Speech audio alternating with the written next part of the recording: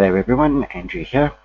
We're going to continue in this episode our Endless Runner, and in this episode we're going to be putting in the characters that we downloaded from Mixamo, bringing it into the game, and creating the basic player controls. So we can actually have the character running, you can move left, you can move right, you can jump up, and you can slide. If you like the content, please continue to subscribe, provide some comments, and click the notification bell so you can be advised when new videos are being released. Let's get started.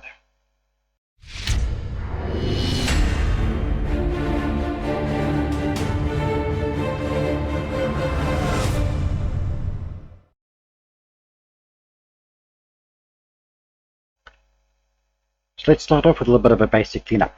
Where we left off with the game project was that we had the sphere that was running down the track. It was able to move forward, but it wasn't able to move left and right. And that's what we want to actually create now. A character that we can import and get him to actually move left, right, jump, slide, and die at the end of the day. So first things first, let's get rid of the sphere. We don't need it anymore. So we'll get the main camera, we'll drag it out of the sphere, remove the child object, select the sphere, select delete, and delete it.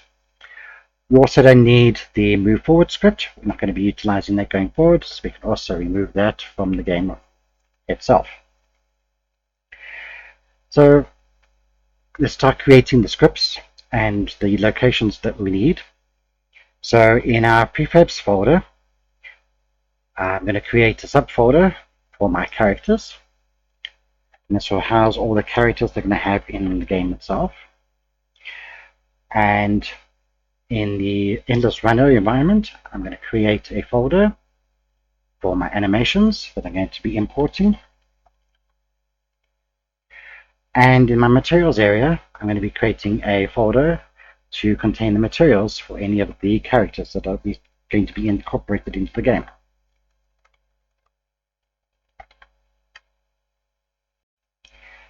Let's start by importing our first animation and the character that we downloaded. So go to the download area that you downloaded everything to, find the Whitebot Breathing Idol, which is the first animation we selected with the actual character skin. Click that and drag it into the prefabs characters environment. Unity will then import that. As you can see, the model has been created along with the breathing idol at the bottom. If you select it and go to the inspector, starting at the left, you click on the model. I generally leave everything the way it is at this moment in time. Click on rig, change the animation type from generic to humanoid. This allows us to use the animations that we got from Mixamo as they constructed for humanoid characters. The avatar definition we're going to create from this model. Leave the skin weights as a standard 4 bones. Click apply. On the animation, we're going to leave it as is at the moment. We'll modify it going forward. And on the materials tab, the location is going to be using the embedded materials that are there. But as can be seen, the materials are not available for use at this moment. So what we'll do is extract the materials, select our materials folder for the characters, and have them extracted into Unity, and then become available to the model. So let's grab our model, drag him into the hierarchy, and if you press F in the scene, you should be able to see him and see what he's doing at the moment. As can be seen, he is not doing anything, he's just simply standing there. Next thing we're going to do is start creating a basic animation set and allow him to have an idle animation as his beginning idle. So in order to get this working, the first thing we need to do is create an animator. And the animator is basically the brain of your animations. It controls how your animations interact with each other. I'm going to go to my Endless Runner folder, right click and create a new folder and call it Animator. And within there, I'm going to right click, create an animation controller, which is as I said, the brains for your animations. And because it's going to be associated with a player, I'm going to call it player.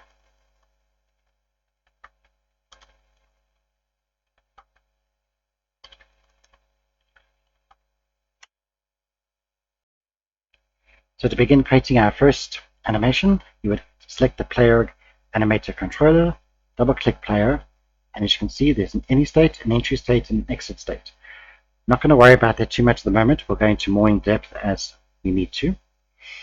So let's import our first animation, which would be the idle.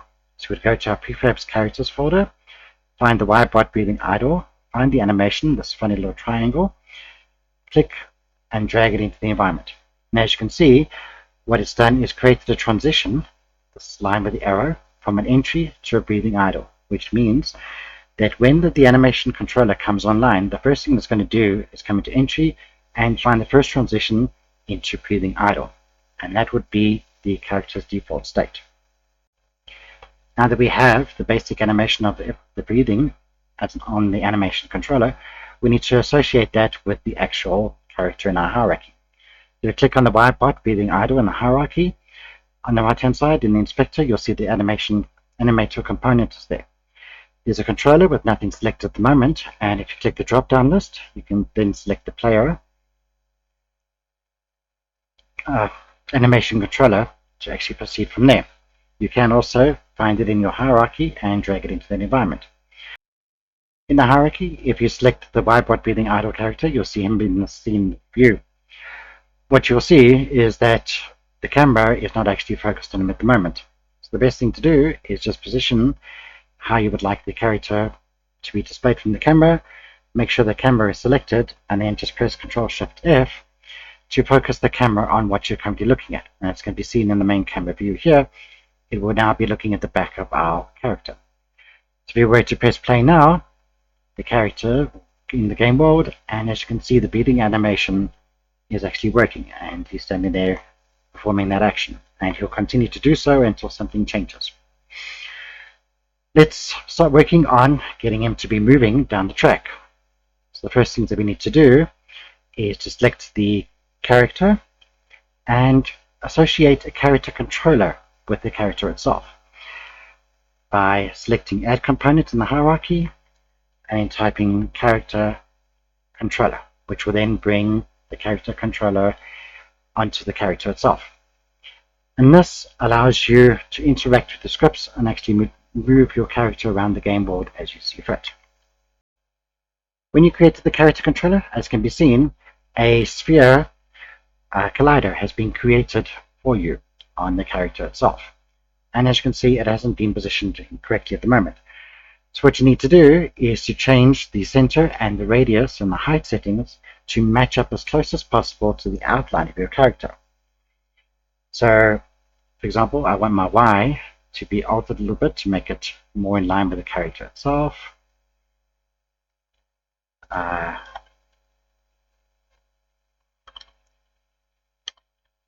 Channel 0.92 seems that it's working quite nicely. If I look at it directly from the left hand side, it seems to match up with the feet and the head pretty well. I'm going to change the radius to be a little bit smaller. 0.3 looks pretty good to me. And the height a little bit off. It's going to change that to be 1.8. So as can be seen, if you look at the character, the sphere collider just touches the top of his head and just touches the bottom of his feet. So it actually positions around the character pretty well. The first script that we're going to be creating is the one that's going to be utilized for the mobile input. Now, I know very little about the mobile input, so after a lot of Googling, I found a YouTube tutorial that actually shows how to do this. So I went and proceeded to test the code, and I'm quite happy with it, so it'll be incorporated into my project.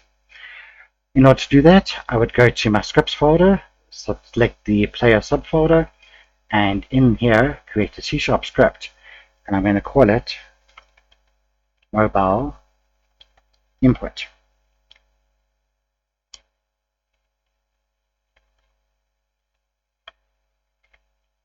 And I'm going to open that up in the editor. So here is the script for the mobile input. Now, as I said, I don't know very much about the actual mobile inputs, and I have the link below in the description, so you can actually go to the actual YouTube tutorial where they explain it in a lot more depth than I would be able to. Just a basic understanding. So if we look at the mobile inputs, it works out that if you have a touch on your screen, it's a touch phase begin, and then it starts monitoring how long you've been touching that position. And if you actually move to the left or right, it will then proceed to decide if it's a upward swipe, a downward swipe, or something similar. And we can then incorporate that into our game so that we can actually utilize this on our mobile device going forward, along with our player control, which will be the next script that we begin. The next script that we need is a player motor script. So in our scripts player directory, we right click, create a C# script, and call it player motor, as it will control all the motor coordination for our player. So once Unity acknowledges it, double click it and open up in our editor, and I'll be pasting in the code that was utilized for the script. Going to the player motor script, we start off with the float for lane distance.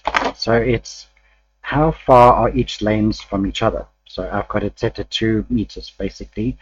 Every time he moves to the left, he moves 2 meters. Every time he moves to the right, he moves 2 meters. So for me, it was quite a good fit for the platform that I'm currently on.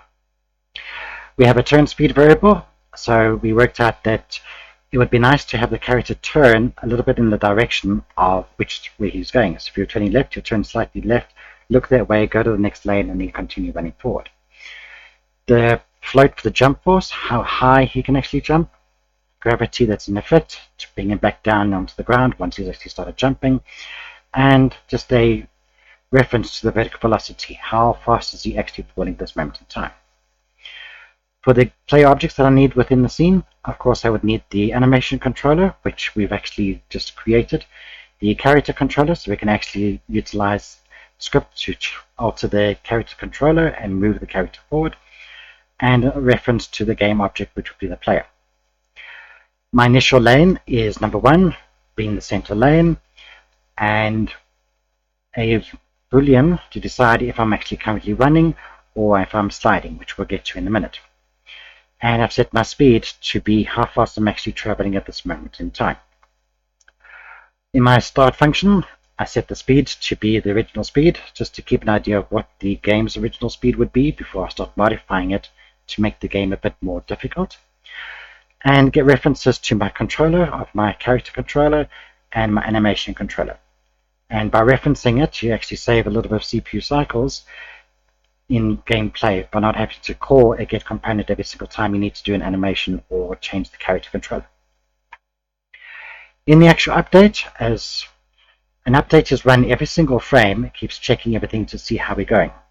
So in the update, if the mobile input, or if I'm using a keyboard, is a swipe left or a left arrow, then I would move lane to be false, meaning I would move to the left hand side. And if it's a swipe right or a right arrow, I would say move lane would be true, move to the right hand side.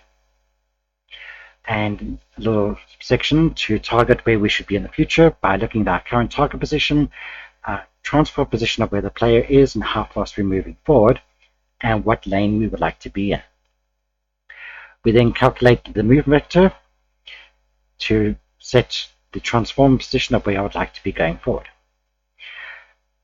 If the controller is grounded, which means is the character actually on the ground at this moment, I set an animation boolean to be grounded to be true, excuse me, which I'll show you in the animation controller when we get to it, so that we know that we're actually on the ground and actions that were ground related can be created. For example, I can only jump if I'm actually standing on the ground. So I have a swipe up or an up arrow, which then says I'm allowed to do a jump, and my vertical velocity equals my jump force.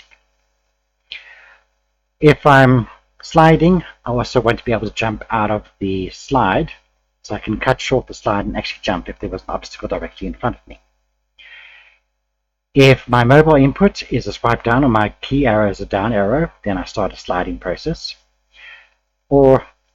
And if nothing else is going on at the moment, have a look at my vertical velocity and make sure that gravity is still pulling me down. So I actually jumped a little bit, gravity will come into effect and actually bring me down a bit. The move vector is just keeping an idea of track of where my Y position is and my Z position, my speed going forward. And here with the controller move is where we actually move the actual character at the moment, based on the move vector that we've been calculating before, and using time delta time to make it a bit more smoother.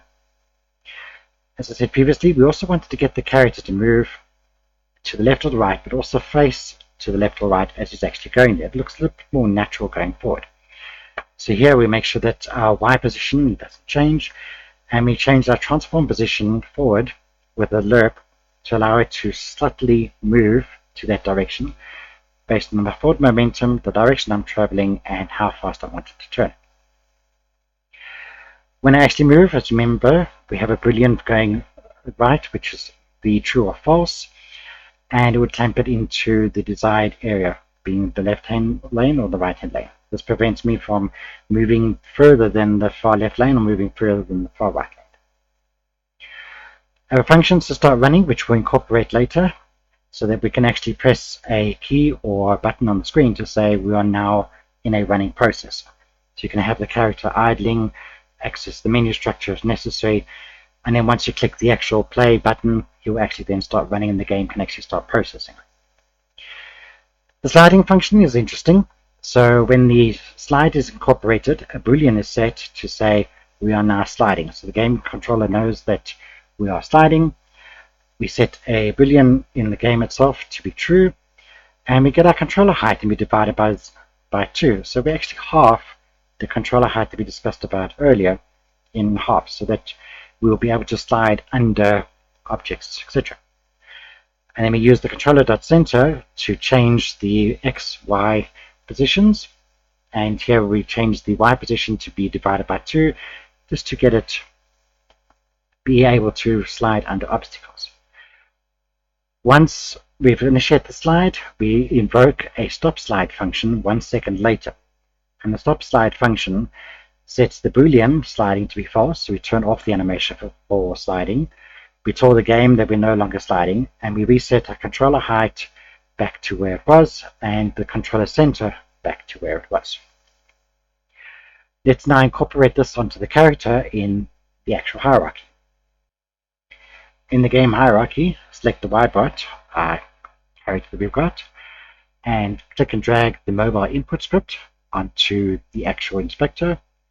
Click and drag the player motor script onto the inspector, and click and drag the return to port tag onto the inspector.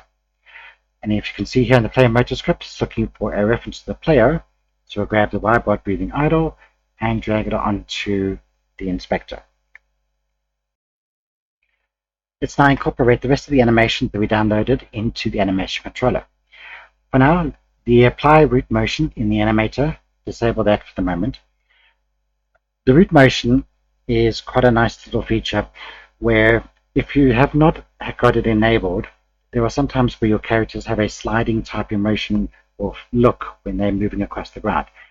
And if your animations are set correctly and you have apply root motion, it looks much more natural when you're actually walking or running or sliding for that effect.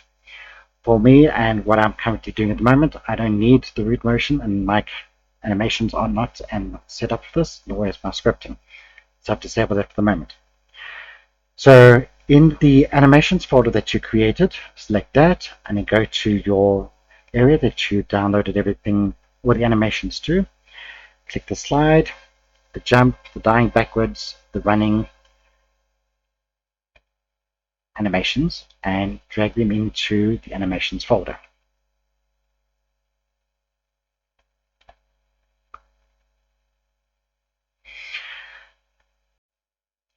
The first animation that we need to modify is the idle animation that we dragged into the animation controller originally.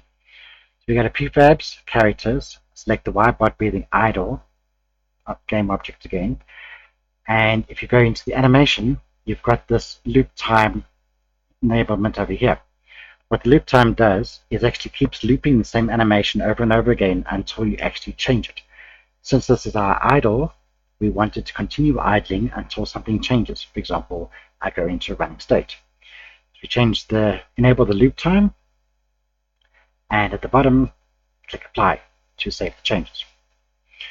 We go back to our animations folder and we click on the running animation, and again, we would like in the animations tab to set a loop time to be looping. So we want the character to continue to be running until an event changes. He has to jump, he has to slide, or another event occurs. And again, we would click apply.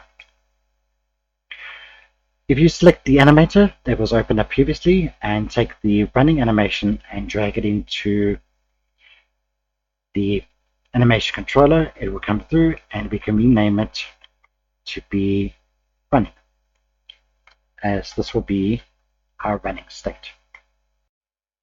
For now, let's do the same with the rest of the animations. So let's take our jump animation. We don't want it to loop, as we just want this to occur once. We take the jump animation, we drag it into the animation controller and have it called jump. And the same with the running slide. We don't want it to loop because we only want it to occur once. Click, drag it, and bring it into our running slide. At this moment in time, we have the breathing idle as our initial state, and we'd like to create transitions from the breathing idle into a running state so that we can actually start running when the game requires it, and then from running into a jump or running into a slide. And the way we do that is by using the parameters tab.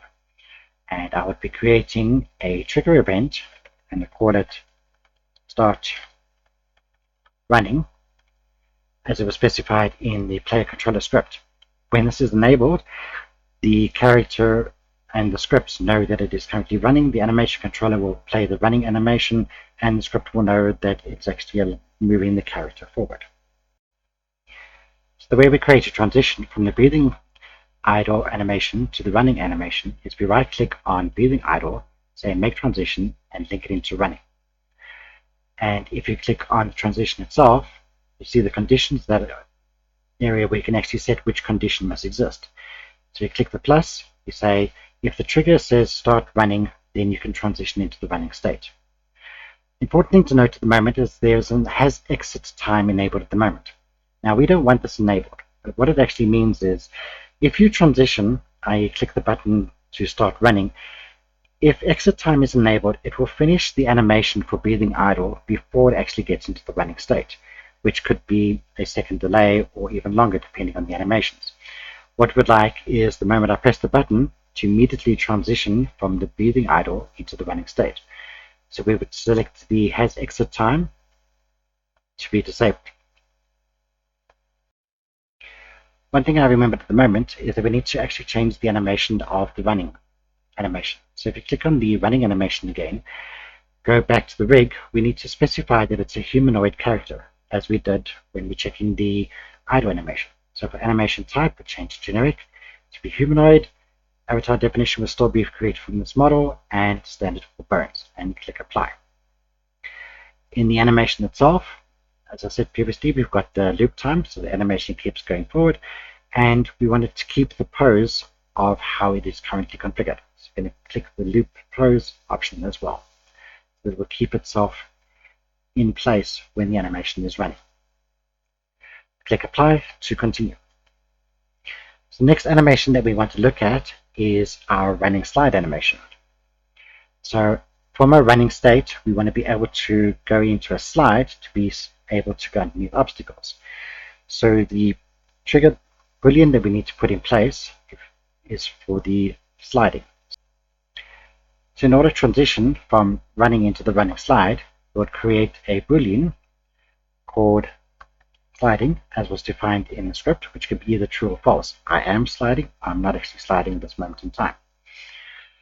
And then from our running animation, we'll say make transition into running slide. And if we then click the transition, we don't want the animation to have to wait for the running animation to finish. So we'll take off the has exit time, and we'll then add a condition to say sliding is true. Now we also need to go from a slide back into the running position. So what we'll do is click on running slide, make transition, and point it back into the running state. This transition also has no exit time because we don't want the animation to have to wait until the animation has been completed, and our transition will be sliding is false. Let's check to make sure that our running slide animation is set correctly. So we click on the animations, running slide. In the rig, we have to set it to humanoid, so change it to humanoid, create from model, for the avatar definition and continue using the 4 standard bones. Again, animation, just double check. There's no loop time, we don't want it to be looping. Everything looks good to me at the moment. While we're here, let's have a look at the jump animation. Make sure it's set to humanoid, create the model. And on the animation side, looks good to me at the moment. Working on the jump animation now. So if you remember, we wanted to be able to jump from any state. I want to be either in a running state to be able to jump. If I'm in a running slide, I want to be able to get out of the running slide and go into a jump state as well. So what I found is if I go to the any state, I can go from anywhere, create a transition into the jump. And now I need to specify how that transition will work. And the way that I do that is by creating a trigger event called jump to let the animator controller know that they're actually jumping. The other one as well that we had in the player controller script, or the player motor script, was that we could only jump if we were actually on the ground. This prevents the double jump, which I didn't actually want within the game. So then we would create a boolean to say grounded. So if I am grounded, I can jump. If I am not grounded, I cannot jump. Setting the animation, the transition from any state to jump. We don't want any extra time from any of the previous animations that are currently running, and our condition would be if I am jumping, then I can go into the jump state. Once I finish jumping, I want to go into a running state as my default transition. So from jump, I'll make a transition into the running state. Select a transition, has no exit time, and the condition would be if I am grounded. If I am on the ground, I am running. If I'm not on the ground, I'm still going to be in a jumping state. So if we move back into the scene of the game and we press play, our character falls off the map. So let's change that. Let's get our character and move him a little bit forward so he's actually on the track that's being currently created. And if we press play now, he will be on the track and he is moving forward, which is not exactly what we anticipate. So what I'm going to do is going to change the player motor script just to actually put a wait in place so we can actually only get him to start running when we press a key.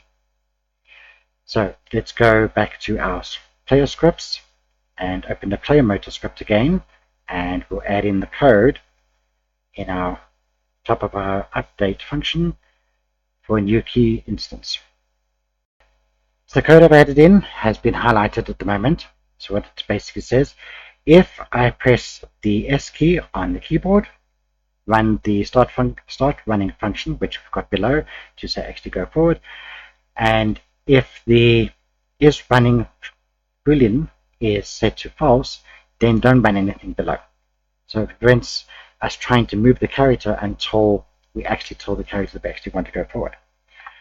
So we save this and then go back into the game itself and press play.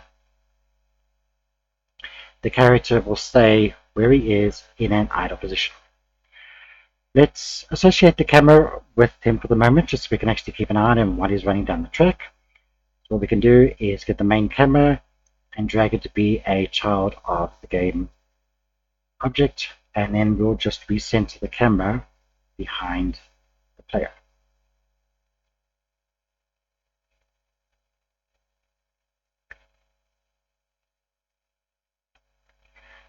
Select main camera, Control-Shift-F, and he'll be behind.